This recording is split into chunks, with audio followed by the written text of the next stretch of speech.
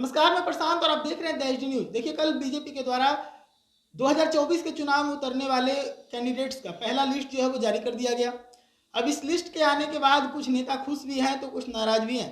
अब ऐसे में भोजपुरी के पावर हाउस कहे जाने वाले पवन सिंह, जिन पर पूरे बिहार की निगाहें थी क्योंकि उनका चुनाव लड़ने की जो खबरें थी वो काफ़ी तेजी से चली थी उस वक्त जब वो बीजेपी का दामन थामे थे।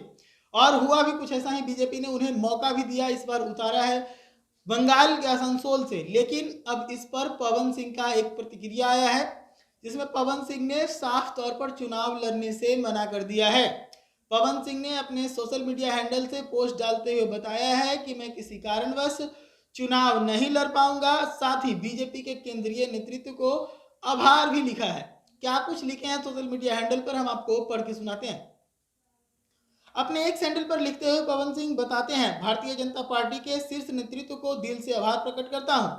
पार्टी ने मुझ पर विश्वास करके आसनसोल का उम्मीदवार घोषित किया, लेकिन किसी कारणवश से आसनसोल से चुनाव नहीं लड़ पाऊंगा।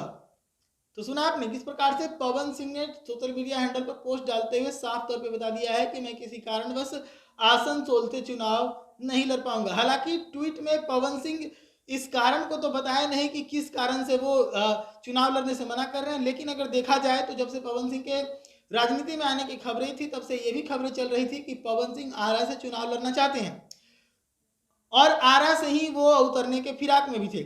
लेकिन पवन सिंह को आरा से न उतारकर पश्चिम बंगाल के आसनसोल से उतारा गया। अब ऐसे में दो ऐसी वजह है जो सामने आ रही है निकल के, जिसके कारण से पवन सिंह चुनाव लड़ने से मना कर सकते हैं। सबसे पहला वजह यह है कि पवन सिंह आरा से चुनाव लड़ना चाहते थे, लेकिन वहां से पवन सिंह को मौका नहीं मिला क्योंकि इसके पीछे देखा जाए तो बीजेपी के सिटिंग कैंडिडेट पहले से हैं और वहां पर बीजेपी पहले से मजबूत है। तो ऐसे में पश्चिम बंगाल से उतारने का फैसला किया गया पवन सिंह को, क्योंकि पश्चिम बंगाल में बंगाली के साथ साथ भोजपुरी का भी अच्छा क्रेज है, पवन सिंह की भी अच्छी फैन फॉलोइंग है वहां पर। लेकिन इन सब से इतर जहां से उतारा गया पवन सिंह को, खबरें ये थी कि उनके विरोध में वहां से शत्रुघ्न सिन्हा को उतारा जाएगा। मैं आपको बता दूं कि आसनसोल में शत्रुघ्न सिन्हा का पहले से काफी दबदबा है, वहां से सिटिंग कैंडिडेट है शत्रुघ्न सिन्हा।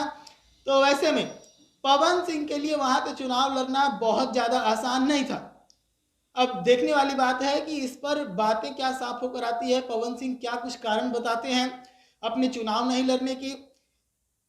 क्या पवन सिंह की कोई नाराजगी है या फिर पवन सिंह को चॉइस सीट नहीं मिला या फिर पवन सिंह कहीं और से चुनाव लड़ना चाहते हैं, ये सभी सवाल अभी बाकी हैं। इन सभी का जवाब आने वाले समय में मिलेगा। तब तक के लिए धन्यवाद।